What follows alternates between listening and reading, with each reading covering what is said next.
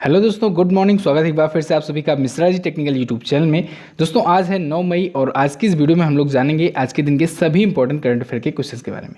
पूरी वीडियो आप लोग ध्यान से देखिएगा। और जैसे कि आपको पता है, मैं आपका एंड में स्टैटिक जीके भी तैयार कराते चल रहा हूँ।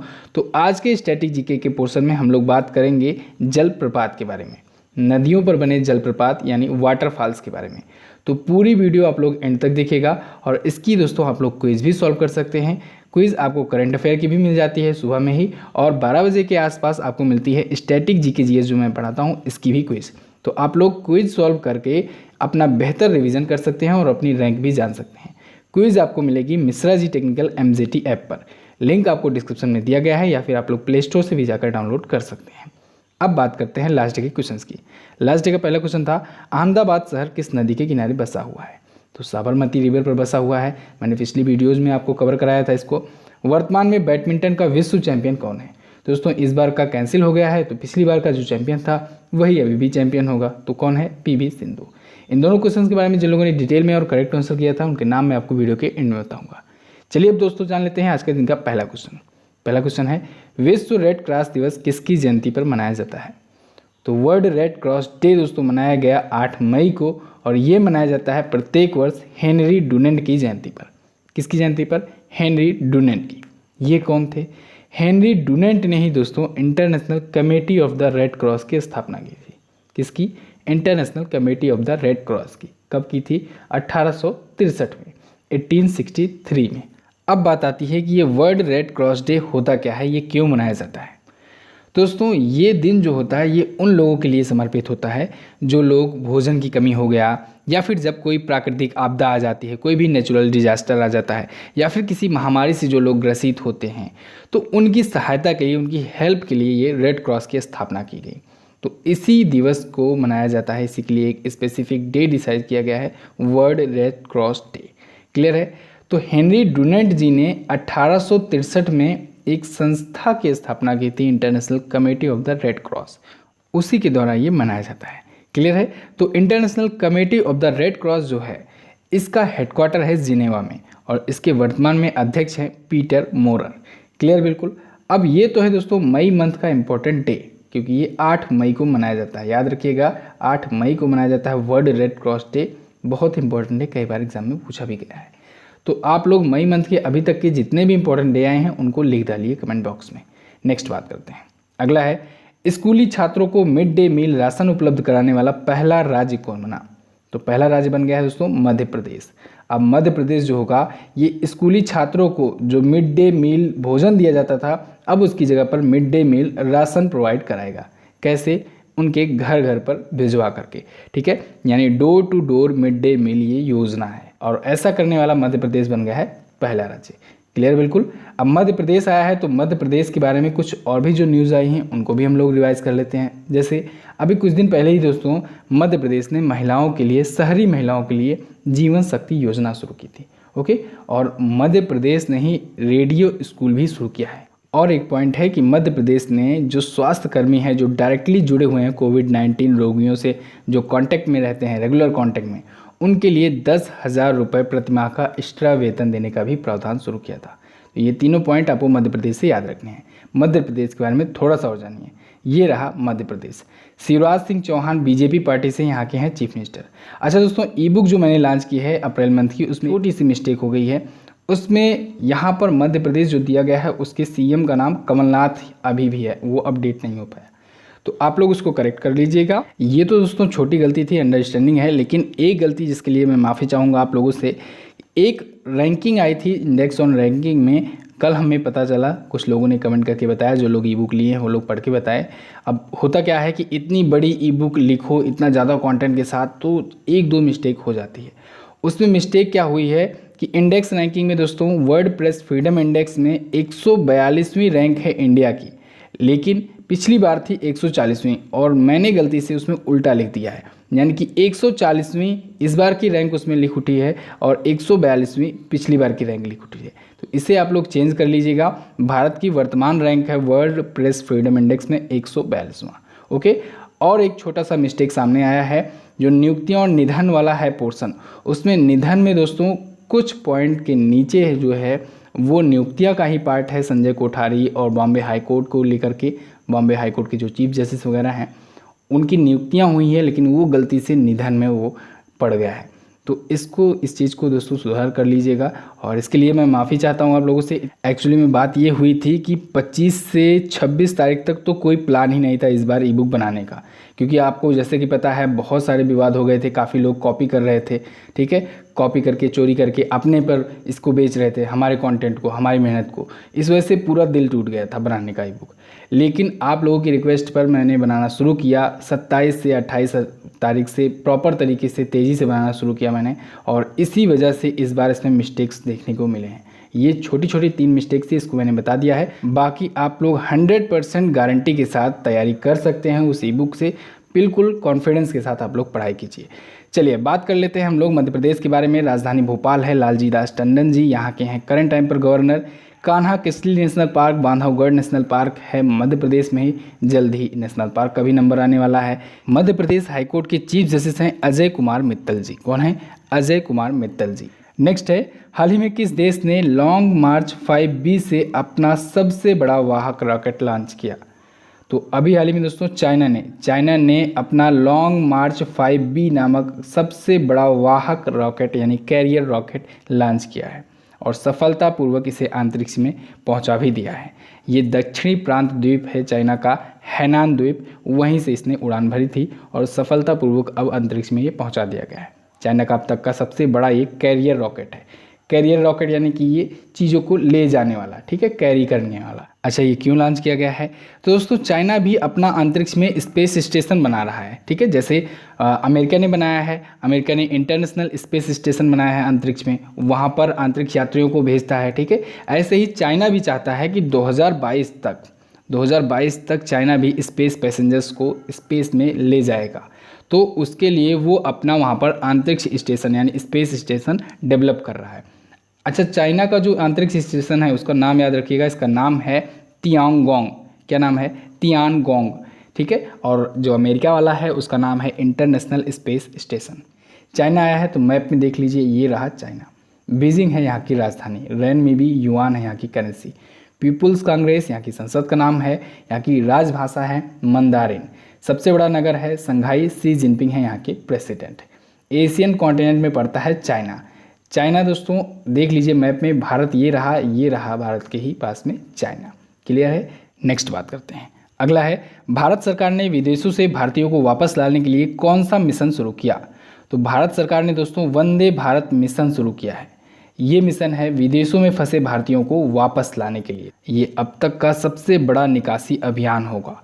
विदेशों में फंसे दोस्तों लगभग 15,000 भारतीयों को वापस लाया जाएगा इस मिशन के तहत, वंदे भारत मिशन के तहत। क्लियर है? तो ये 7 मई से 13 मई तक चलाया जाएगा और टोटल 12 कंट्रीज़ से, लगभग 12 कंट्रीज़ से लोग आएंगे, भारतीय लोग जो वहाँ पर फंसे हुए हैं वो भारत में आएंगे। नेक्स्ट बात करते हैं। अगला है, किस राज्य सरकार ने मुख्यमंत्री युवा योगा योग योजना के तहत एक पोर्टल लॉन्च किया? तो अभी हाल ही में त्रिपुरा राज्य सरकार ने मुख्यमंत्री युवा योगा योग योजना के तहत एक पोर्टल लॉन्च किया है। ये पोर्टल है scholarships.gov.in। तो इसे लॉन्च किया है त्रिपुरा राज्य सरकार ने। अब ये योजना क्या है? तो दोस्तों इस योजना के तहत होता ये है कि त्रिपुरा सरकार द्वारा जो भी कॉलेजेस और यूनिवर्सिटीज़ के जो फाइनल ईयर के स्टूडेंट्स हैं उनको स्मार्टफोन के लिए यानी मोबाइल फ़ोन प्रोवाइड करने के लिए 5-5 हज़ार रुपये दिए जाते हैं इस योजना के तहत। तो यही है मुख्यमंत्री युवा योग योजना, ठीक है। तो इसी के तहत एक पोर्टल लॉन्च किया गया है। त्रिपुरा आया है। त्रिपुरा नहीं दोस्तों, अभी कुछ ही दिन पहले एक एग्रो एंटरप्रेन्योर फैसिलिटेशन डेस्क शुरुआत किया था, इसे भी ध्यान रखना है। त्रिपुरा के बारे में थोड़ा सा और जानिए। ये रहा त्रिपुरा मैप में। अगरतला है यहाँ की राजधानी। विप्लव कुमार देव बीजेपी पार्टी से यहाँ के हैं चीफ मिनिस्टर। त्रिपुरा हाईकोर्ट के चीफ जस्टिस हैं जस्टिस आकिल अब्दुल हमीद कुरैशी जी। चलिए त्रिपुरा के बारे में थोड़ा सा और जानिए। त्रिपुरा ये रहा, 3 तरफ से घिरा हुआ है, ये बांग्लादेश से। ये क्वेश्चन भी पूछा गया है एग्जाम में। 21 जनवरी 1972 को दोस्तों त्रिपुरा अलग राज्य के रूप में इसका गठन हुआ था भारत में, ठीक है। त्रिपुरा किससे किससे अपना बॉर्डर शेयर कर रहा है? तो ये मिजोरम से और असम से भी अपना बॉर्डर शेयर कर रहा है। ये 2 भारतीय राज्य से अपना बॉर्डर शेयर करता है। नेक्स्ट बात करते हैं। अगला है, UNEP द्वारा किसे 2022 तक के लिए भारत की सद्भावना राजदूत बनाया गया? तो दोस्तों दिया मिर्ज़ा को यूएनईपी के द्वारा यानी यूनाइटेड नेशंस एनवायरनमेंट प्रोग्राम के द्वारा 2022 तक के लिए भारत की सद्भावना दूत बना दिया गया है। ये पहले भी थी और इनका विस्तार कर दिया गया है कार्यकाल, ठीक है, 2022 तक के लिए। तो ये 2022 तक अब होंगी भारत की गुडविल एम्बेसडर, ठीक है। इनका काम क्या होगा? इनका काम होगा दोस्तों यूनाइटेड नेशंस में स्वच्छ वायु, स्वच्छ समुद्र या फिर क्लाइमेट जो चेंजेस होते हैं, वाइल्ड लाइफ सेंचुरीज होती हैं, उनकी सिक्योरिटी को लेकर के और भी जो कोई सब्जेक्ट हैं इससे रिलेटेड, तो उसके बारे में लोगों में अवेयरनेस फैलाना, यही होता है इनका काम। यूएनईपी आया है तो इसके बारे में थोड़ा सा जानिए। यूनाइटेड नेशंस एनवायरनमेंट प्रोग्राम, इसका हेडक्वार्टर है नैरोबी, केन्या में। 1972 में इसकी स्थापना हुई थी और इसके एग्जीक्यूटिव डायरेक्टर हैं वर्तमान में इंगर एंडरसन। कौन है? Inger Anderson. और दिया मिर्ज़ा के बारे में तो आप लोग जानते ही हैं, बॉलीवुड एक्ट्रेस हैं और ये पर्यावरणविद भी हैं। नेक्स्ट बात करते हैं। अगला है, हाल ही में किस कंपनी ने इंडियन स्टील एसोसिएशन की सदस्यता छोड़ने की घोषणा की?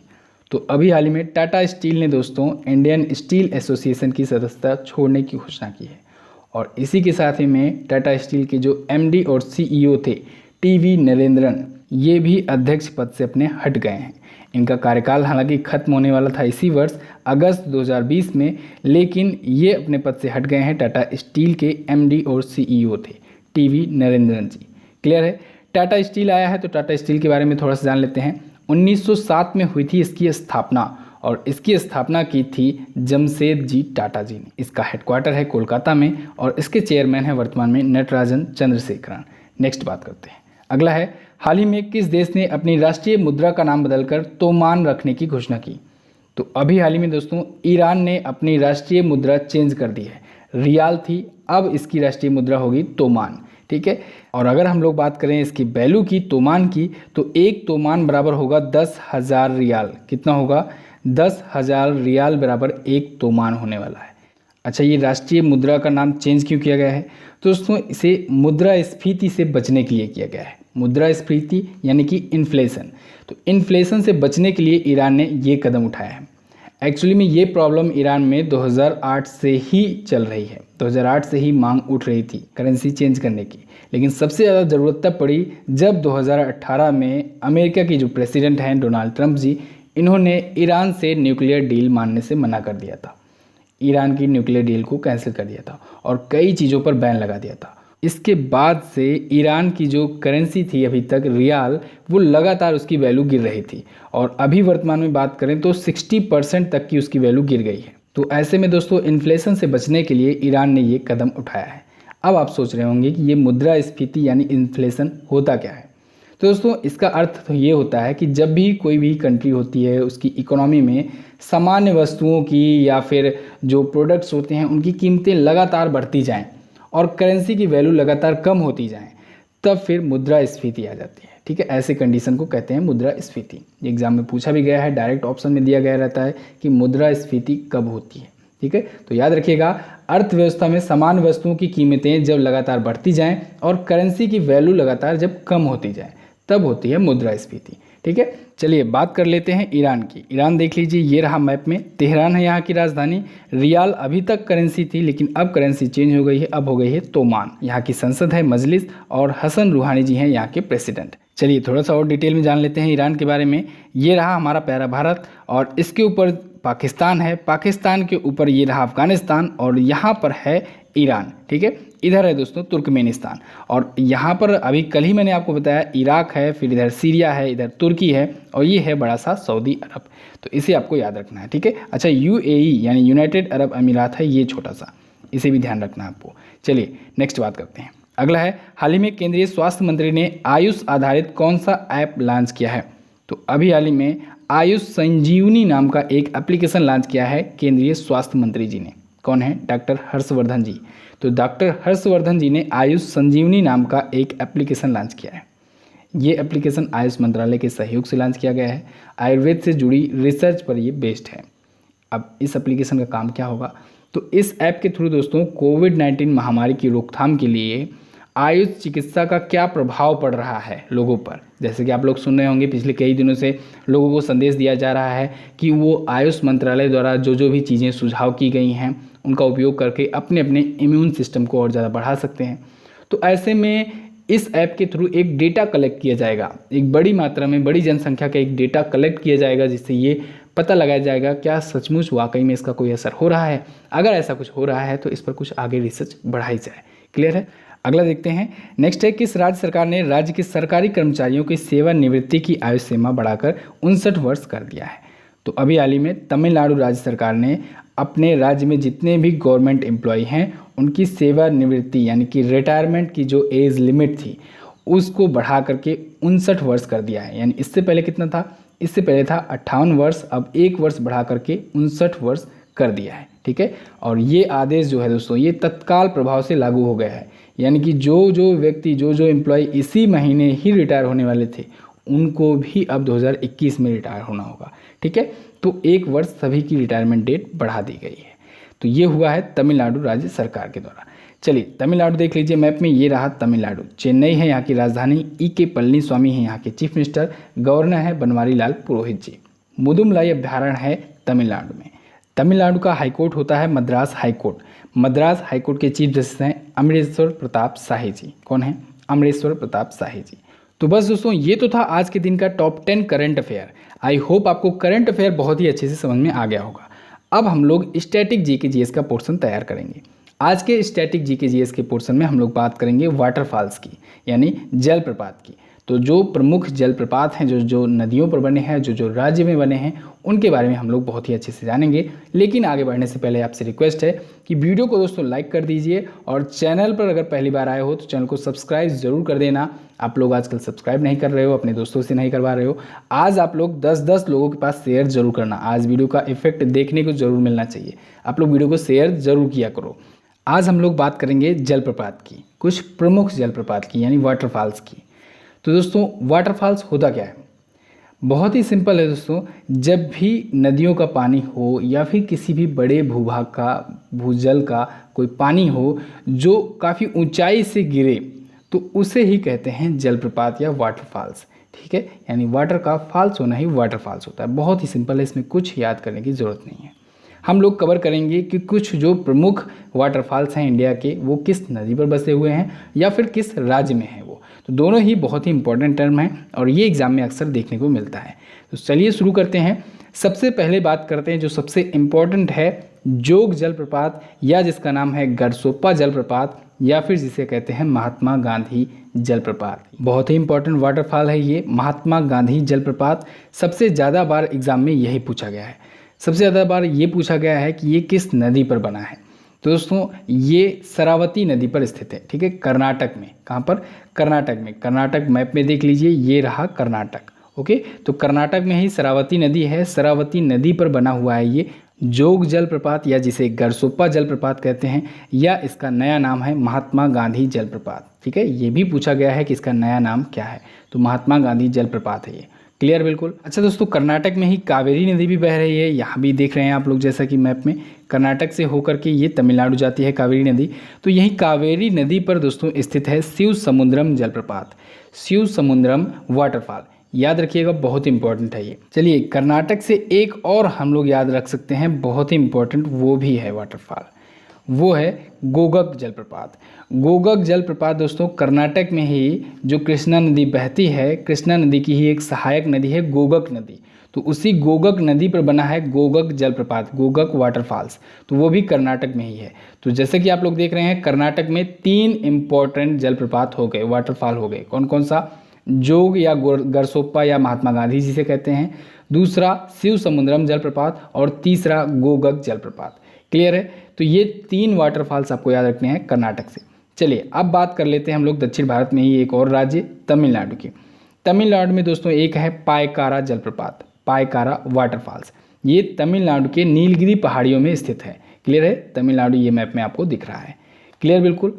चलिए अब थोड़ा सा और ऊपर आते हैं, कर्नाटक और गोवा के बॉर्डर पर। यहीं पर आपको पता है गोवा में मांडवी नदी बहती है। तो गोवा और कर्नाटक के बॉर्डर पर मांडवी नदी पर है एक दूध सागर जलप्रपात। क्या है?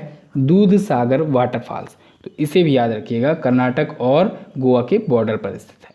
चलिए भारत में थोड़ा सा और ऊपर आते हैं मध्य प्रदेश में। मध्य प्रदेश में देख रहे हैं आप लोग कई नदियां बहती हैं, नर्मदा नदी भी है, चंबल नदी भी जाती है, ठीक है। और जैसा कि आप लोग मैप में देख पा रहे हैं कि मध्य प्रदेश में सबसे ज़्यादा लंबी दूरी तक नर्मदा नदी बहती है, ठीक है। तो नर्मदा नदी मध्य प्रदेश में ही है दोस्तों एक जलप्रपात जो कि बहुत ही इंपॉर्टेंट है, धुआंधार जलप्रपात, ठीक है, धुआंधार वाटरफॉल्स। तो ये है मध्य प्रदेश में ही, मध्य प्रदेश से ही चंबल नदी भी जाती है। तो चंबल नदी पर भी जलप्रपात है यानी वाटरफॉल है। कौन सा है? तो जो मध्य प्रदेश में जो चंबल नदी पर वाटरफॉल है वो है दोस्तों चूलिया जलप्रपात। ध्यान से सुनिएगा एक एक पॉइंट। चंबल नदी जब मध्य प्रदेश में होकर गुजरती है, जब जाती है, तो मध्य प्रदेश में चूलिया जलप्रपात है चंबल नदी पर। लेकिन जब ये राजस्थान पहुंचती है चंबल नदी, तो राजस्थान में है पुनासा जलप्रपात यानी पुनासा वाटरफॉल, ठीक है। तो मध्य प्रदेश के मंदसौर जिले में है चंबल नदी पर चूलिया जलप्रपात, चूलिया वाटरफॉल, और चंबल नदी पर ही राजस्थान में है पुनासा जलप्रपात या पुनासा वाटरफॉल। क्लियर है बिल्कुल। चलिए, एक और जो बहुत पूछा जाता है एग्जाम में वो है झारखंड में। झारखंड में दोस्तों सुवर्ण रेखा नदी है एक, सुवर्ण रेखा नदी पर हुंडरू जलप्रपात है। बहुत बार एग्जाम में ये भी पूछा गया है। हुंडरू वाटरफॉल, सुवर्ण रेखा नदी या स्वर्ण रेखा नदी भी जिसे कहते हैं, वो झारखंड में स्थित है। क्लियर बिल्कुल। तो ये तो थे दोस्तों मोस्ट इम्पॉर्टेंट वाटरफॉल्स, ये एग्जाम में पूछे ही जाते हैं। बहुत बार एग्जाम में ये सभी क्वेश्चंस पूछे गए हैं। तो आई होप आपको काफ़ी कुछ जानकारियाँ मिली होंगी आज की इस वीडियो से, और आपको वीडियो पसंद भी आई होगी। कैसी लगी है वीडियो आप लोग कमेंट करके हमें जरूर बताया कीजिए। चलिए बात करते हैं क्वेश्चन ऑफ द डे की। आज का आपके लिए ये क्वेश्चन दिया गया है, दोनों ही क्वेश्चन बहुत इंपॉर्टेंट है। भारत का सबसे पुराना बांध किस नदी पर बनाया गया है? दूसरा है लोक लेखा जो समिति होती है उसमें राज्यसभा से कितने सदस्य होते हैं? दोनों ही क्वेश्चन इंपॉर्टेंट है, दोनों के बारे में आपको जो भी पता हो डिटेल में आंसर कीजिएगा। बात करते हैं उन लोगों के नाम की जो लोग कल की वीडियो में डिटेल में आंसर किए थे। उनके नाम हैं पूजा चौधरी, चांद बाबू, श्याम शेर कुमार, चंद्रकेतु कुमार, अभिषेक मिश्रा, नरेंद्र मीना, विभूति मांझी, साबिर आलम, मनु पांडे, नेहा जायसवाल, वंदना अग्रवाल, महिमा चौधरी, शांति प्रिया और सारिका बिश्नोई। इतने लोगों ने डिटेल में आंसर किया है, और आप लोग भी डिटेल में आंसर किया करो और कोशिश किया करो एक ही बार में पूरा कमेंट करके तभी कमेंट किया करो, ठीक है। एडिटेड लिखकर नहीं आना चाहिए, वरना हमारी टीम द्वारा हमको नाम नहीं दिया जाएगा, मैंने मना कर दिया है। तो दोस्तों इस वीडियो में बस इतना ही। कैसी लगी आपको वीडियो आप लोग कमेंट करके हमें जरूर बताइएगा। वीडियो अगर अच्छी लगी है तो लाइक करके हमारा उत्साह बढ़ाइए। साथ ही इन दोनों इंपॉर्टेंट वीडियोज को जरूर देख लीजिएगा, और आने वाली वीडियोज का नोटिफिकेशन पाने के लिए सब्सक्राइब करके बेल आइकन को जरूर दबाएं। मिलते हैं किसी अन्य वीडियो में, तब तक के लिए नमस्कार, जय हिंद, वंदे मातरम।